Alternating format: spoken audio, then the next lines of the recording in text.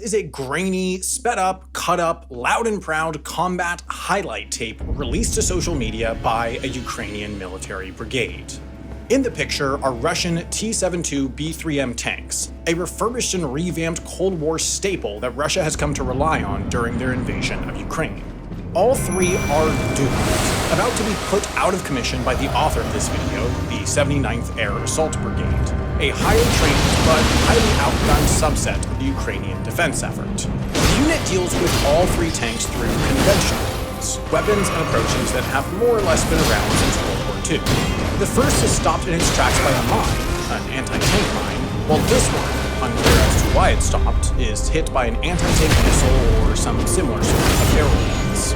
Finally, what struck me second is what strikes and stops the third. Up to this point, if the video were just a bit grainier, black and white, the battle scene could have been from 2024, or 1974, or 1940. But the clip isn't over. These three tanks, at least by their own power, are not going to move again, which, 79th, means they've landed 3 mobility kills, as they're called in military parlance.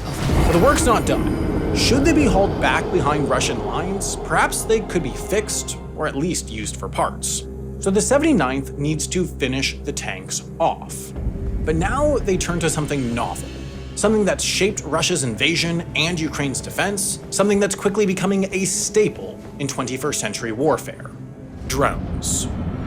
Rather than sending troops in to finish off tanks and chase down their operators, which risk the safety of a soldier, or fire artillery or missiles at the sitting targets, which the Ukrainian military has desperately few of, the 79th now mobilizes a fleet of small, inexpensive, unmanned aerial vehicles. Here, a fixed-wing drone strapped with an explosive plows into the tank's weak spots to render it useless.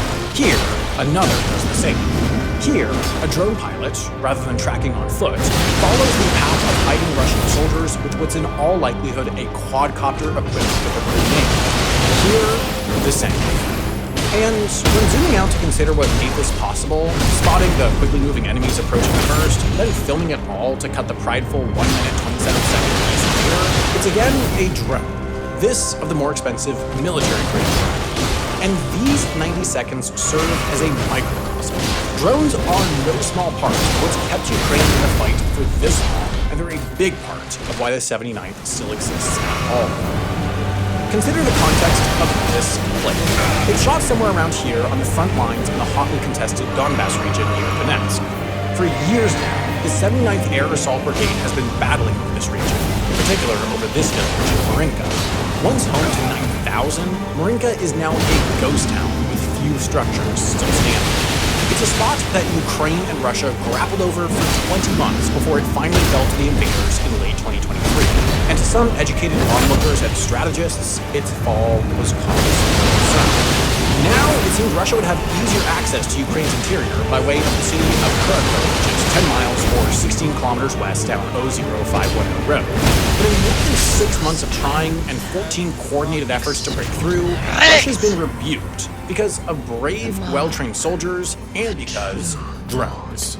In fact, most of these thwarted efforts play out in a strikingly similar manner to the earlier clip.